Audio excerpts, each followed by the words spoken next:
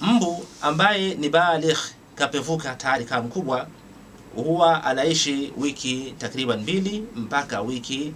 4 kulingana na aina ya mbu husika, wa darajatil harara wa rutuba, na kulingana na ule ukubwa na udogo wa hali ya joto, lakini vile vile hali ya ubaridi kwenye eneo husika, wa awamil ukhra, na sababu zingine. Wa ghaliban ma taishu al-inathu atwala min adh-dhukuri, na mara nyingi wanasayansi wanasema kwamba mbu jike huishi muda mrefu kuliko mbu dume. Na hali hii hata kwetu sisi wanadamu inaweza ikawepo hii, kwamba wanawake wanaweza kaishi miaka mingi kuliko wanamume. Moja ya sababu kubwa ambazo sayansi naziona ni mama kuingia kwenye siku zake kila mwezi. Ile damu ni chafu inatoka mwilini, damu ile ni chafu